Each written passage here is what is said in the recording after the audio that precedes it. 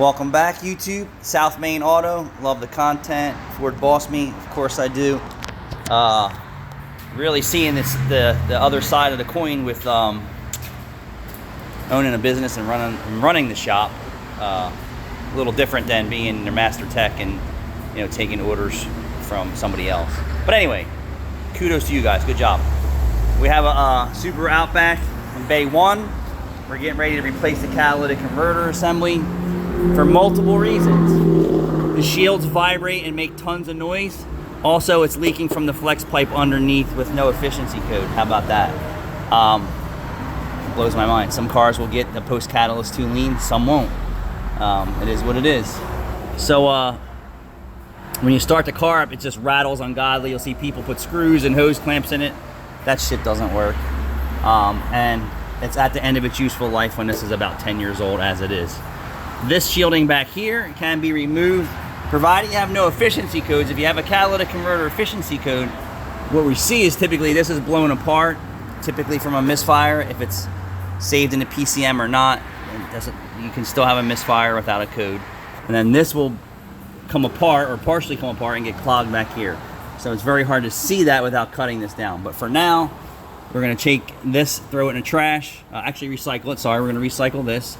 We're gonna take all the shielding off of here to stop that from rattling. I'm just banging on it.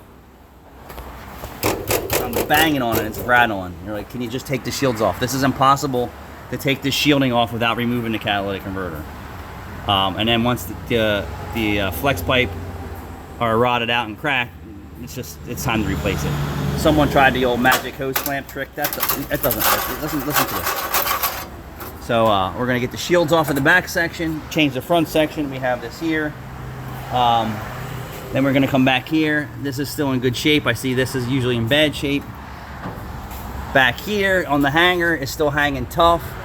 And then back here, the flange is gone, so we're gonna patch that section in. And he also asked us to plug the tire, which we will happily do. No problem. And then you saw this other mobile death trap registered and registered, even if it is legally registered, who knows, or insured, I have no idea. Old ratchet strap holding the door on. We're waiting for an approval on this. It's either replace the whole exhaust system or patch it in. So we're pitching, patch this section in, replace this, save this, patch that section in to that section there, rehang it. I mean, this isn't in great shape, but it'll work. And then back here, make up some type of post so the hangers will hanging tough. And then we got an OCI for my man Ron on his high mileage. I think this has like 190,000 miles on it. His car for an oil change.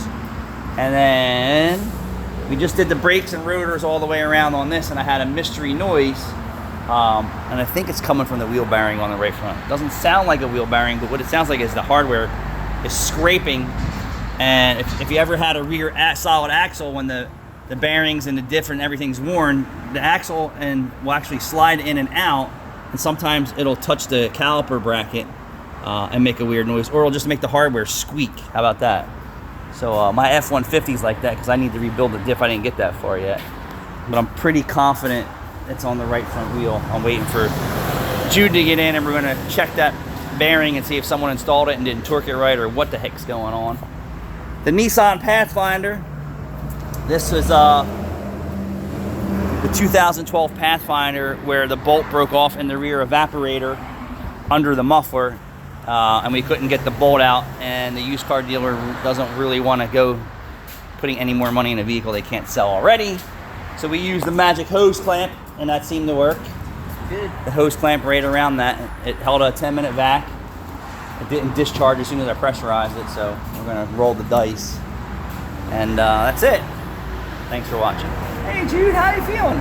Oh, Jude cut his arm putting his hand through a pane of glass.